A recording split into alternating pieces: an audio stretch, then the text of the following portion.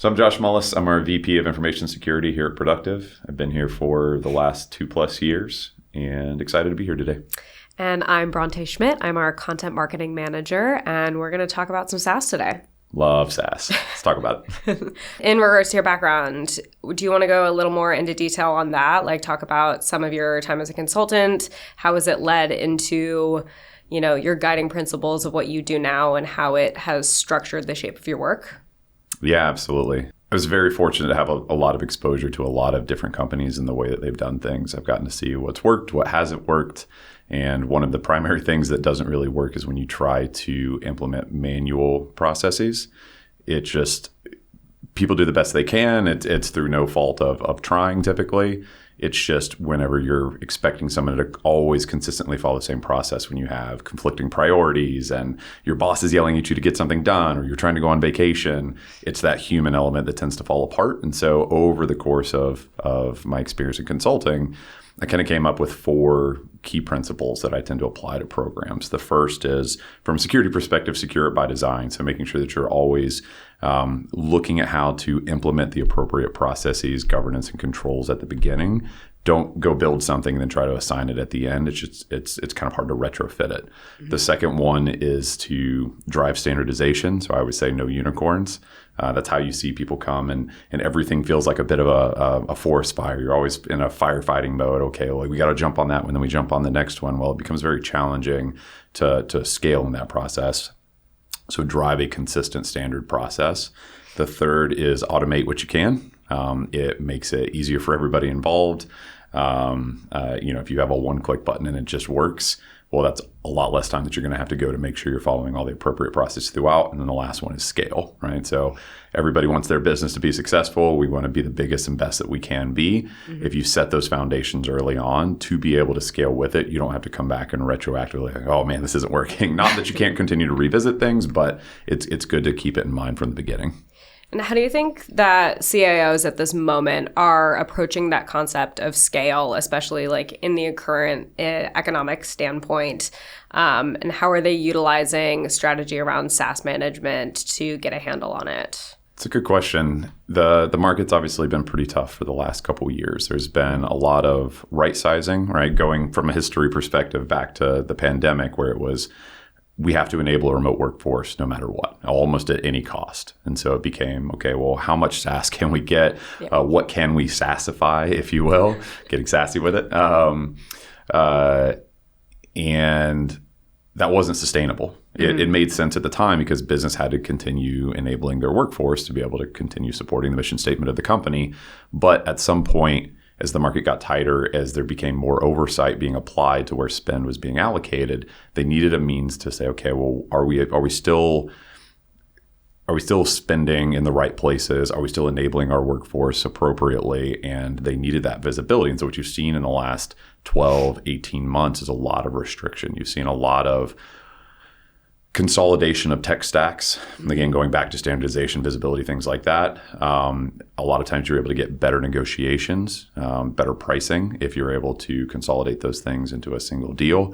And they've just had to start cutting waste. And so, hey, are we actually getting value out of this platform or not? Starting to cut those things off. So there's been a lot more pressure from the board. There's been a lot more pressure from the finance team to make sure you're appropriately allocating resources. So you mentioned the concept of visibility and that being a strong priority for all of these leaders. Once you have that visibility, how are those leaders actioning upon it outside of what you mentioned with the license right sizing and cutting back in waste in other ways? There's inefficiencies to not knowing which tool to use for the job. And so through some of that growth that we were talking about, just that rapid buy whatever anybody needs, anybody can swipe a corporate card as long as it keeps the business moving, you start to introduce inefficiencies. The example I always give is, do you need 7 different digital whiteboarding tools? Probably not. Everybody's got their preference, and to a degree that can be okay. But if my team spends the time to go build something in this digital whiteboard, and then I want to share it with a team who doesn't use that, well, now they have to remember, okay, which do I have the sign in for it? Do I remember which whiteboard we did that on 3 weeks ago when we tried to brainstorm on those things? And so being able to actually make sure you're aligning the teams to work appropriately together is really important. So yes, it's about saving the cost. Yes, it's about reclaiming some of those licenses, but it's also about making sure you're optimizing teams when there's a lot of pressure to move faster, potentially leaner, and still drive those value statements and mission statements for the organization. Yeah. I know you mentioned the whiteboarding. I think my favorite example is always the project management apps. I think people feel so strongly about them. It always cracks me up a little bit. But we can jump back for 1 second just in looking at overarching trends. We obviously produced this State of SaaS report where we look at different trends that are facing the industry, and we're seeing that spend is continuing to increase this year. What does that tell you about how companies are preparing for 2025? We do continue to see the expenses go up. A lot of times that's because the vendors themselves are increasing their cost year over year.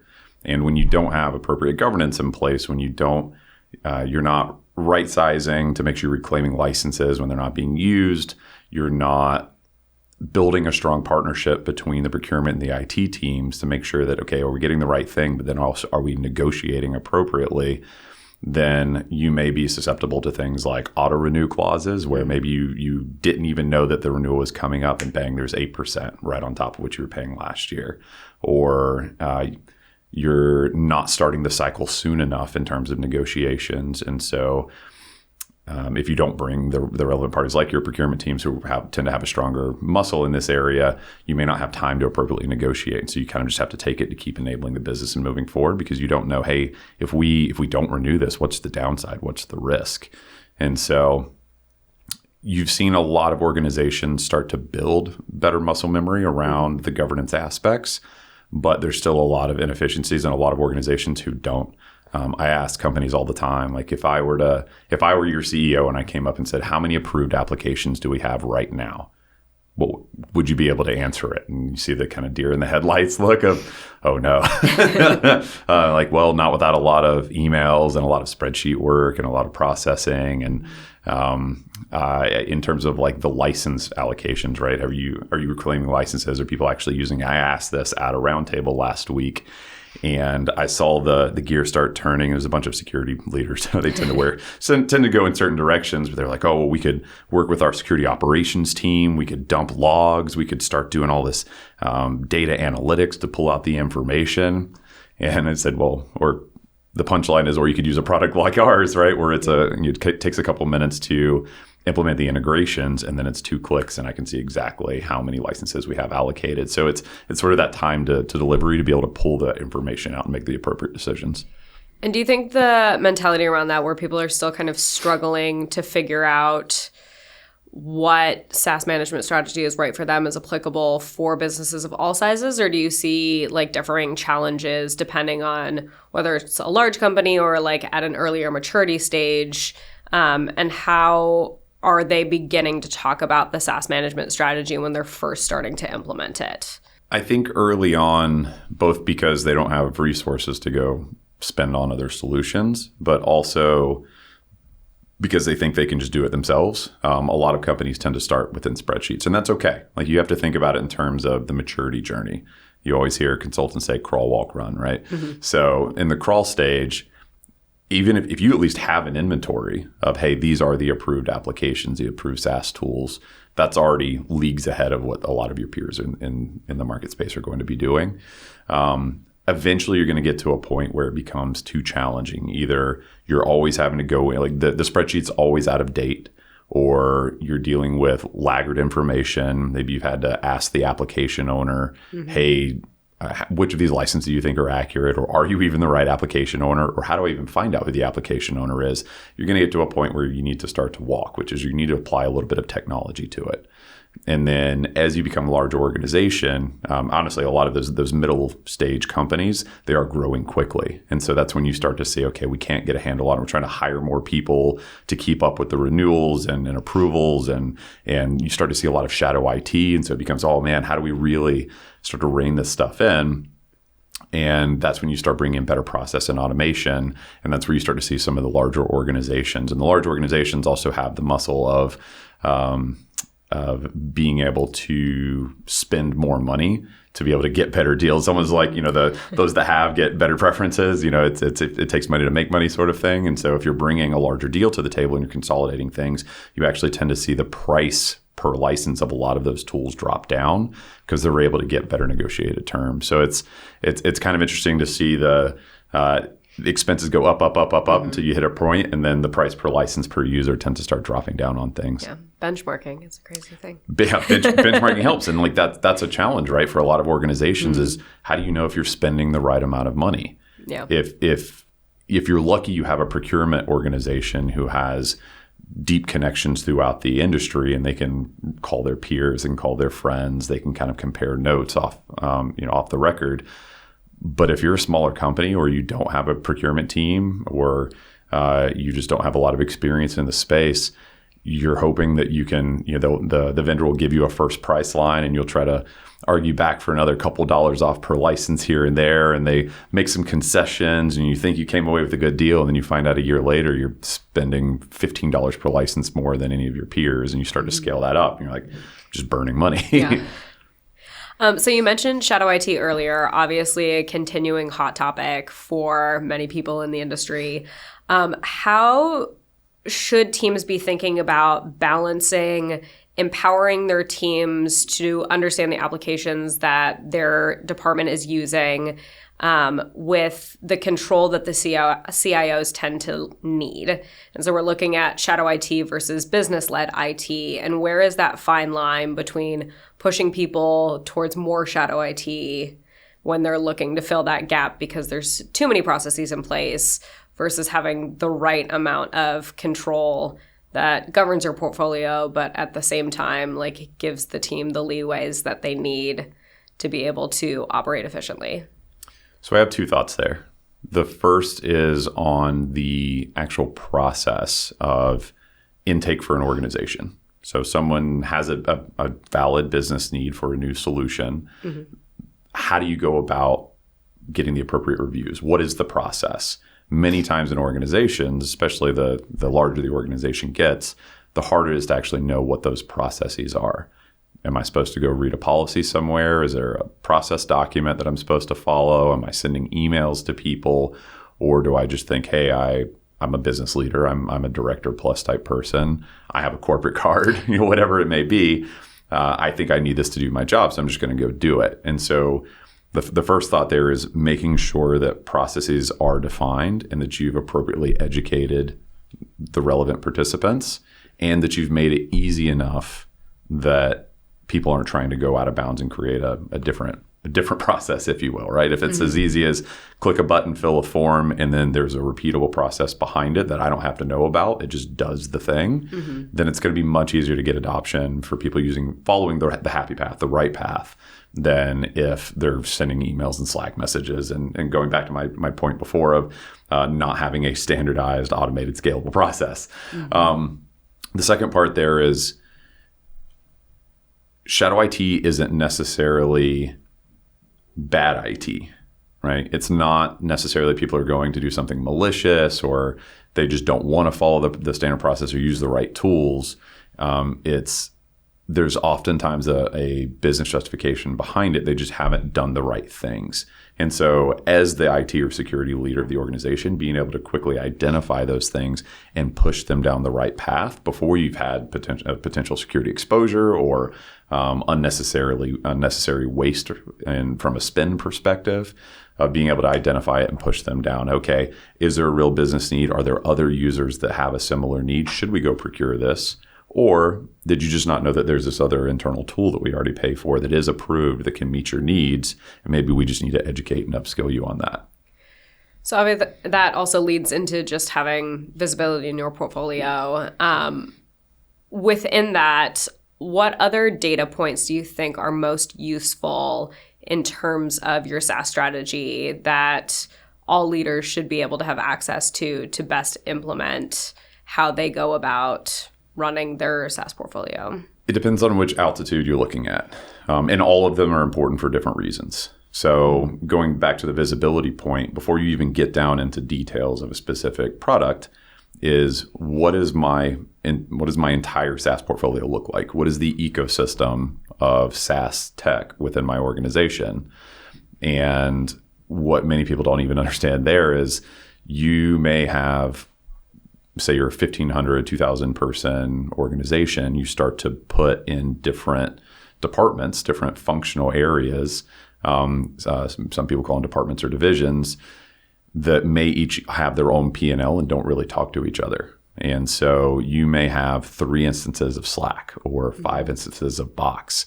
And so there's just, even there, without going deep down into the specifics of the usage, you're starting to see potential waste. Talking about economies of scale, right? If we have one large negotiated Box contract versus 5 independent individual Box contracts, you're probably not going to get the same deal. And so starting with that top level portfolio visibility and then starting to drill down, okay, where do we have redundancies and features? Where do we think we got a certain product for a specific feature and that's actually not how it's being used? Maybe there's other solutions that we have internally that we can move people over that have those same features that people are really valuing. And so how would you get feature level visibility into tooling without some kind of other tool like a Productiv sitting on top of it? It's very, very challenging, right? There are some new concerns, sort of new trends that are kind of coming out where a lot of vendors are trying to push their generative AI feature, whether it be a chatbot, whether it be, some sort of Zoom meeting ingestion type feature where you're able to get a transcript, whatever it may be. They're all trying to push their feature and to drive adoption when there's a lot of fear and uncertainty around AI. They're trying to do this, I don't want to say it's sketchy, but a little bit of a grassroots approach towards giving a free feature flag in the solution. So if you've opened up one of your chat solutions recently, your communication solutions, you've probably seen little things that are like, oh, here's a 14-day free trial that you as a general user can accept. And they're trying to put pressure on the IT leaders. And so talking to some of my peers recently, that's been something that they've started to see and ask for in the industry is how can we get those types of feature flags? How can we see where some of our vendors are trying to push those things, again, from that grassroots bottom-up approach so that we can restrict those where it doesn't align with our strategy or where we think it may not be secure enough and it hasn't gone through the appropriate processes. So that's kind of another thing that's starting to come up from a conversation point. And then obviously spend and allocation, right?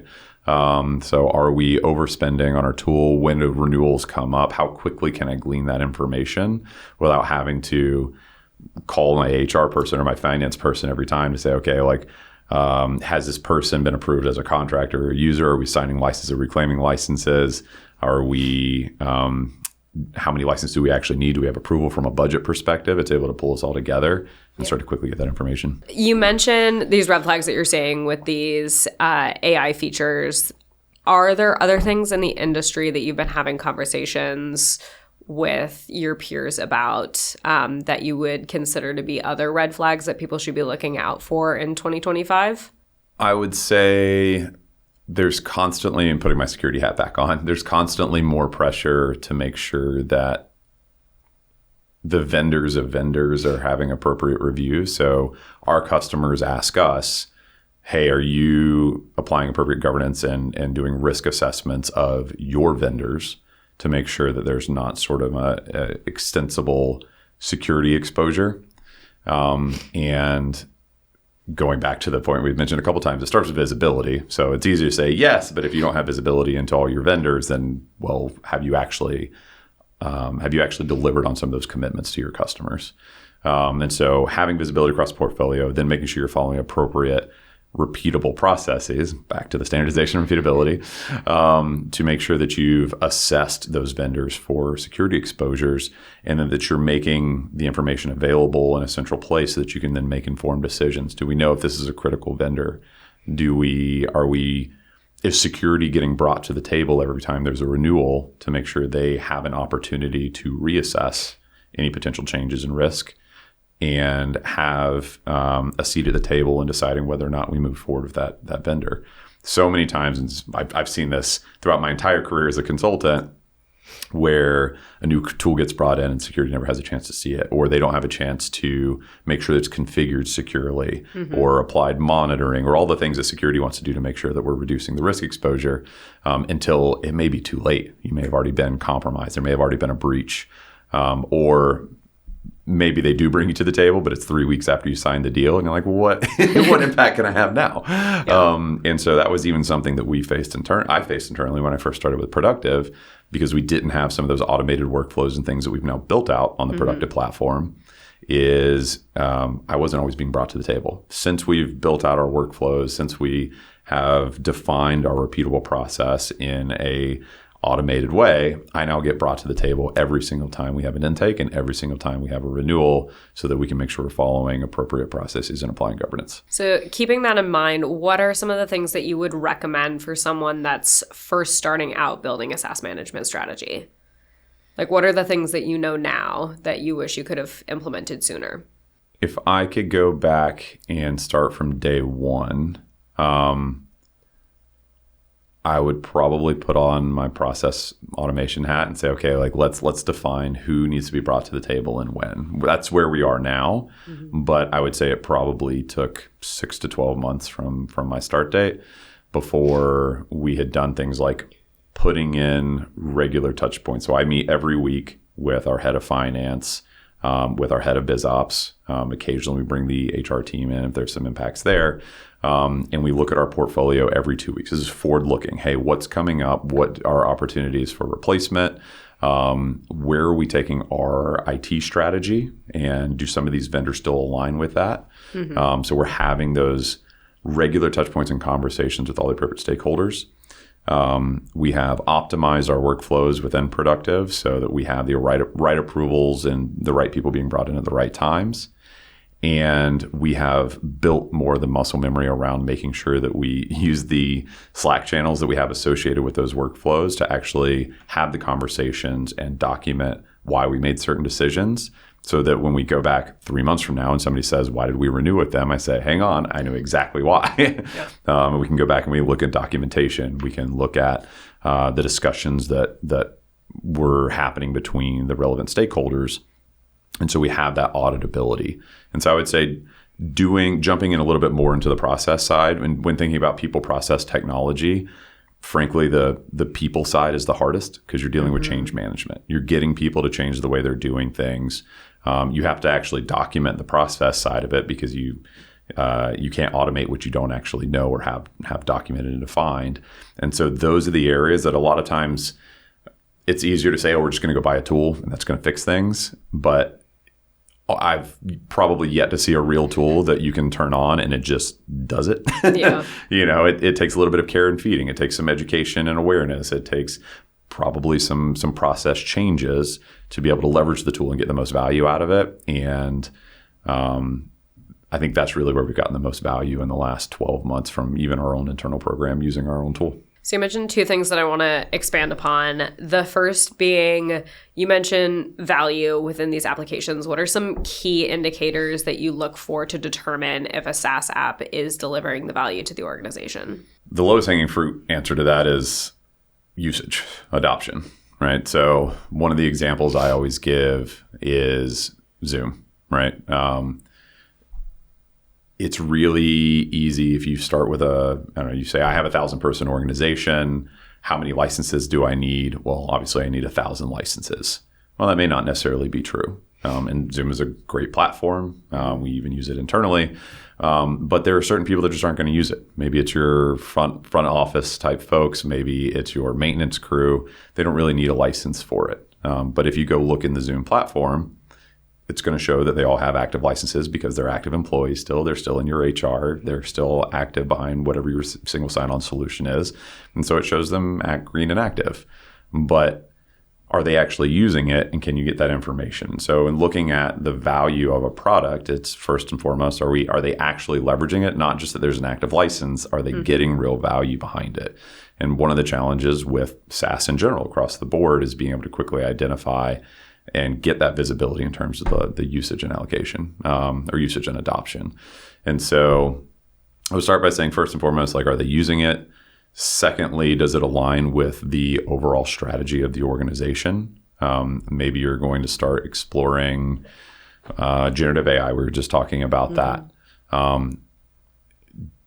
There's a lot of generative AI solutions out there, different models, different providers. Which solutions align with the core partners that you want to continue to expand on? Maybe you're an AWS shop, so Amazon Cloud, right? And you have a longstanding relationship with them, but somebody wants to go use the ChatGPT models. Well, do you need to get involved as an IT leader and have some of those more informed discussions around, okay, well, yes, maybe they edge out from a actual capability perspective a little bit more than AWS currently, or vice versa. But this is they're our strategic partner. We're going to get better valuation. We're going to get better terms out of it. And so we're willing to make some of those trade-offs. And so are we using them? Do they align with our strategy? And what's their roadmap look like? So they may make sense today, but are they continuing to innovate? Are they continuing to take us in the right direction? Because it does take time to change providers. There is an opportunity cost. There's sometimes a real cost if you need outside resources to be able to help implement or assist with migrations. And there's also like the education piece of like, you're going to have to take the time to educate your internal users on how to use it. And so, you need to be looking out in advance, because you can't wake up one morning and say, hey, I'm going to move off of this product to another just because. You need a little bit of runway to be able to make sure you get things stood up first. You have time to migrate and things like that. So it's looking ahead at what features they have coming out on their roadmap as well. And going back for 1 second. Sure. Because you also mentioned in the earlier statement having these discussions with stakeholders, especially around the value and making sure that all of these applications are delivering some kind of business need, or meeting some kind of business need. What recommendations would you have for bringing the right stakeholders in at the right point in time, just to make sure that those are the right decisions that are being made in a way that helps you out? The way my brain works is it tends to work sequentially. And so we try to build these into our own workflows internally using Productiv. Again, you wouldn't jump to the security team doing a review if there's no budget for it, right? That's again, opportunity cost. It's wasted time and resources you're going to allocate for something that may not actually move forward. You wouldn't necessarily shift it to the IT team to start onboarding if you haven't had all the other approvals, right? And so it's thinking about when and where certain individuals need to get brought in. And that's going to depend largely on your organization. So maybe your organization, you do actually want to start with the IT leader, because you want to, if there is a request for a new platform or product to come in, you want to make sure that it fits with the strategy that we were just talking about. Yeah. And so the IT leader may say, okay, yep, this makes sense. I see the business need that you're asking for. I've heard from it consistently. There's multiple departments that need this. Okay, this is going to raise to the level of a enterprise-wide deal that we're going to go do. But then the next step is, well, we have to pay for it somehow. And so at that point, you would want to bring the finance team to the table and say, okay, yes, from a strategy perspective, I think this makes sense. Is there budget currently, based on the market, based on trade-offs, based on whatever the case may be, for this estimate? We'll continue with the happy path. They say, yep, all good. There's budget for it. Continue moving forward. Well, usually in parallel, you may want to split there. Mm-hmm. So let's go ahead. It seems like it's green lights across the board. Let's go ahead and start assessing the risk. Let's bring the security team to the table so they have an opportunity to do their third-party risk assessment. Understand, are there any potential exposures? Are they doing the right things in terms of like getting their SOC 2 audits performed or their ISO audits performed? Are they done their penetration tests? And again, making sure that the security team's following a consistent process and holding them accountable. And in parallel, have your procurement team go start negotiating and get the best cost you can. Because yes, finance said there's a general budget, but you always want to get the best deal possible. And so give them enough runway to go negotiate on that. And then assuming that both parties of, yep, security rubber stamps it, procurement's like, all right, we got the best deal, we can move forward, move into contracting. And then at that point, you probably want to bring in the IT team to start planning things out. So it may have started with the IT leader from a general strategy and alignment, but then it's eventually going to have to go to the IT team to do actual implementation. Maybe you need to bring engineering to the table to go if you need cloud infrastructure or things like that, or if it's you're building sort of any integrations that are needed, and then you start to optimize your workforce, make sure that they're trained and brought up to speed, and now you have a running application, and now you just wait for the next year to come around for your renewal, bring the relevant stakeholders back to the table. Are they still secure? Are we still getting the best pricing? Is it still aligned with strategy? And then kind of rinse and repeat. So just hearing you talk about it, there's obviously a lot of components that go into an effective strategy. And I feel like that can probably become a little intimidating for somebody first looking to get started. How can those teams ensure that they're creating a sustainable practice within their SaaS management strategy? I always refer to it as incremental progress. A lot of times you'll talk to people and they'll kind of get in a zero-sum state where it's all or nothing. This super mature end state that you just talked about is unachievable for where we're at. We don't have the appropriate resources. We don't have the time. We don't have whatever it may be. And that's why I referred to at the beginning it is a maturity journey. Mm-hmm. If you start just with a spreadsheet and trying to put your inventory in the spreadsheet, that's still better than not having a spreadsheet. So start somewhere. It's my most simple answer is just start. And then you can have as simple of a process as you want. Maybe it's not even a real process per se of like this, then this, then this. Maybe it's assessment by consensus. So maybe you have a bi-weekly call every 2 weeks and you bring the right stakeholders to the table and you just talk about it. Hey, finance person, do we think we have budget? Hey, IT person, do you think this makes sense? And everybody's like, yep, cool. I think that's fine. Maybe take some meeting notes, right? So you can reference it back to it. Mm-hmm. That's still okay. That's still much better than some organizations that I've seen. And then when you get to the point where you feel like, hey, the manual piece is just taking too much time, we think there's a better way to doing it. It's when you're right, there is. That's when you can start to look at bringing in a tool. And there's no right or wrong reason of when to start. You don't have to start with a process and then bring a tool. You can bring in a tool and then build a process if you really want to. But all of it is geared towards making those incremental improvements. So it's not this big, scary thing. Like everything that you implement that's an improvement, well, it's still better than where you were yesterday. And I guess when you get there, is there an ideal state of SaaS management that you are trying to achieve? Yeah, it's the optimization stage, right? So it starts with visibility. Then it gets into actionability of the data, right? So first and foremost, do I understand what my SaaS portfolio is? Do I understand when Shadow IT is being implemented? Do I see the new applications as they're coming through intake requests? And then you want to start making decisions off of it. So where's that actionability? Having the right data. So do I have analytics, or is there information that's coming out of my visibility now that I can go start making informed decisions on? And then you want to start to optimize. So that's where I was talking about being able to make very informed decisions around strategy.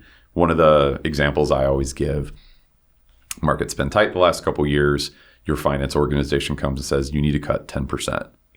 And you see the IT leaders always start to scramble like, oh, where am I going to find that 10%? Like, well, I know this tool over here, licenses are $5,000 each. So, I mean, if I cut a couple of those, it'd get me a long way. But I think those are pretty important.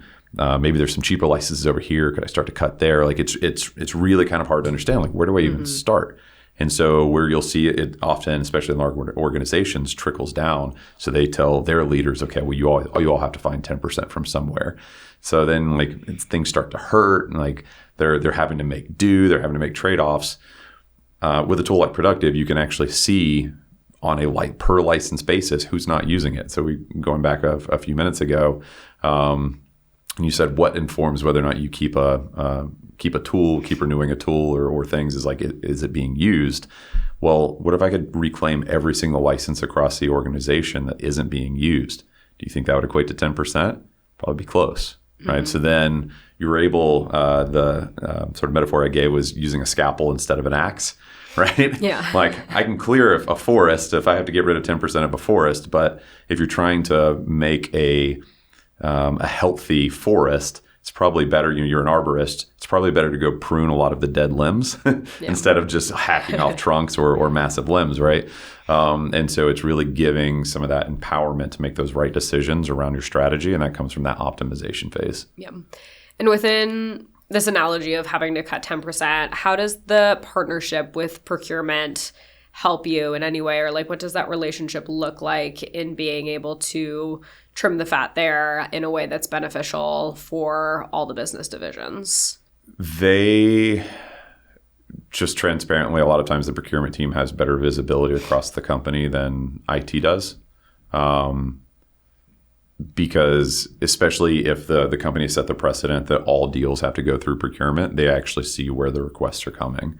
And I've even just last week was talking to an organization where the CTO often didn't get down into the level of prescribing or mandating which technologies for each of the departments to use. They, for different reasons, they operated a little bit independently, a little bit autonomously. And I asked, well, how does he get summary visibility across the organization? And they just said, well, I mean, he kind of sets top line strategy, but he doesn't. Like, so he doesn't know how many instances of X tool that it has. And they're like, probably not. And so for those types of organizations, having better partnership and alignment between procurement and IT means that IT can get a lot better visibility from it. And procurement oftentimes is going to get the better rates, but they're not setting the strategy. And so it's a bit of a two-way street where, hey, procurement, make sure that us as IT are able to get the information of who's trying to renew what, who's trying to bring which tools in, so we can make sure it does align with our strategy. But also, like, we need help from you going to get the best deals, seeing if there's opportunities to potentially consolidate on single vendors. Do we need to go do sort of an RFP type approach? Because a lot of, especially in, I would say, smaller to mid-sized organizations, it's so easy to the first cool tool you see, you're like, oh, that's the one we're going to use. Or if you have, somebody or whatever, right? Like there may be this preferential partner, and you may be missing out on opportunities for better pricing, better services, better solutions. And a lot of times procurement holds IT accountable a little bit to say, let's make sure we're doing our due diligence. Let's make sure we see what else is out there. We'll go do a little bit of the legwork to see. Maybe it's a magic quadrant type thing where we say, okay, what are the top performers? Let's make sure that we're actually taking this opportunity, documenting our requirements, and making sure that there is an appropriate fit for the business. And so it's accountability and governance both directions.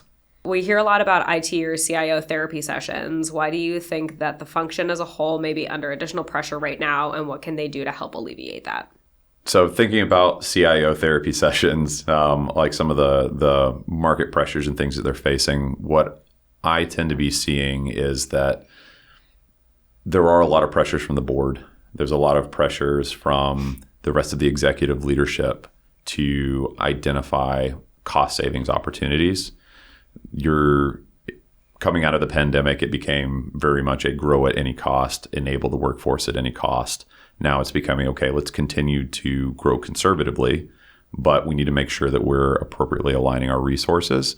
And so you're starting to see CIOs and other technology leaders look for resources externally. Hey, who's found a good way of optimizing our resources, of identifying opportunities for cost savings, for better enablement of our workforce?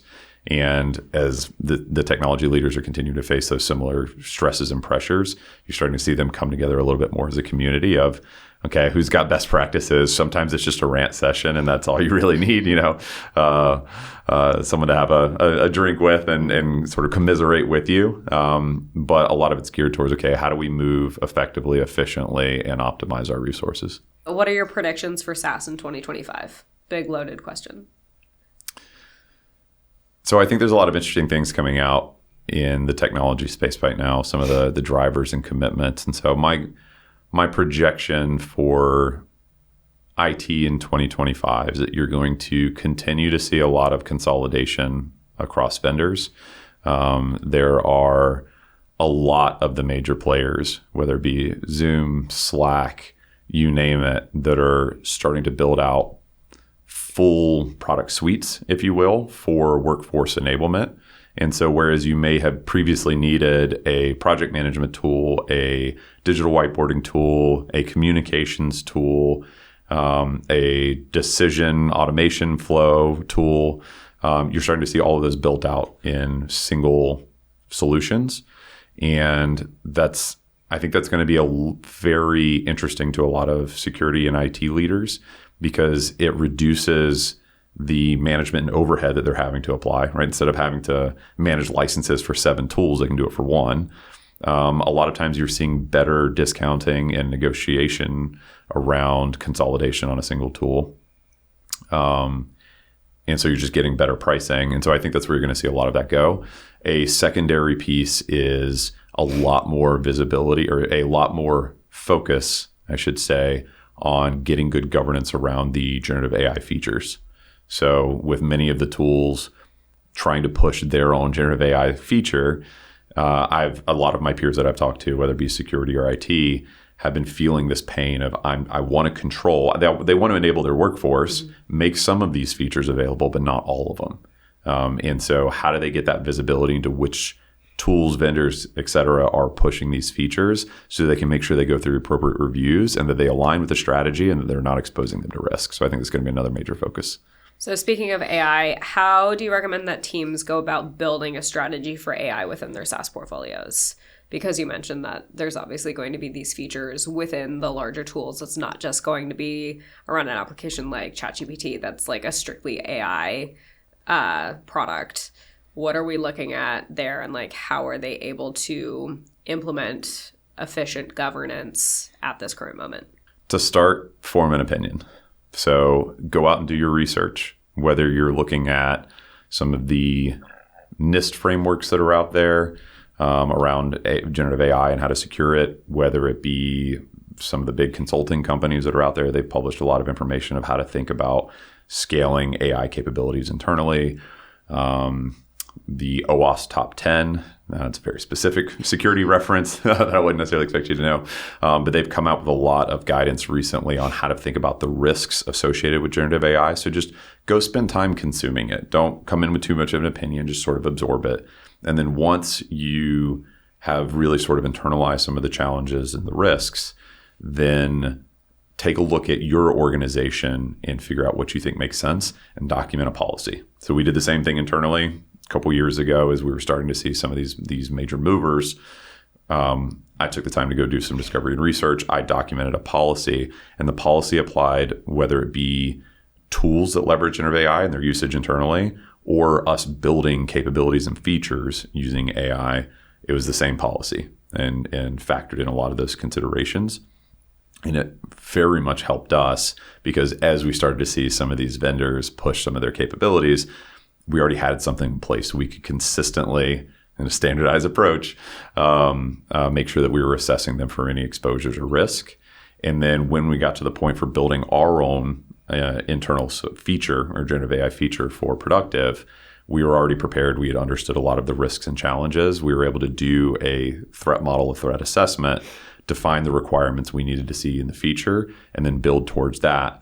And so by the time we were ready to go and publish it as generally available within our product, we had already done a penetration test. We had already security tested it. It met all of our obligations and requirements, and we were greenlit and ready to go. So it's about being prepared. There's, the best time to start is today, because yesterday is already gone. The next best time to start is tomorrow. So, so it's don't feel like you're behind the gun. You're already too late. There's no such thing. Go do some research, document your thoughts and alignment for the organization and a policy or standard, and then start assessing things as you're moving forward. And then our last favorite question to always ask is, how do you describe Productiv to a friend?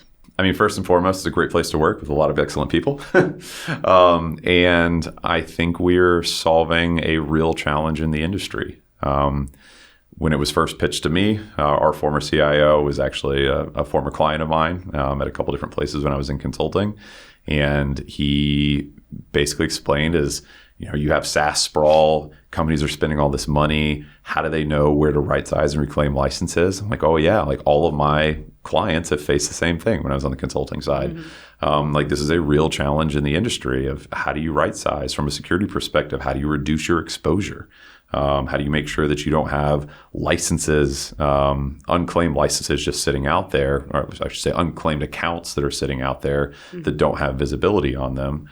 There's a real security risk and security challenge. And so like it made sense. And so when I'm talking to other people, I'm like, yeah, I mean, I'm sure you've seen this across your career. How many times have you been allocated a license and you're like, I don't know what that's for. It was given to me. And so in addition to being a great place to work, I think there's a real business case for it, a real challenge that our customers are facing. We're helping them solve real issues on a daily basis. So when thinking about the visibility challenge, one of the things that you can't really avoid is making sure that you understand contract terms and obligations. So how many licenses are you assigned in the first place? Do you have auto-renew terms? These are things that historically your legal team may own. They may live in a contract management solution and once it's signed, it goes in there and nobody really has visibility except for a small portion of the company. And they may be in 30-page long documents and these core terms oftentimes get overlooked or lost. And so if you're really trying to get a handle on your SaaS portfolio, you really can't get around understanding what those contract terms are, both in terms of what you're getting out of it, but also any commitments that you may have, like an auto-renew term. And so I could tell you internally for us, since we've built out our workflows and we've really operationalized to them, we haven't missed a single auto-renew. And I can tell you before we put those in, that was not the case. And so I think as we look forward to the future, and I say future over the next 12 to 18 months, I think there's going to be a lot more focus on contract ingestion. How can we do it at scale? How can we quickly and consistently get to the appropriate information that helps enable these conversations around renewals, right sizes, and optimizations?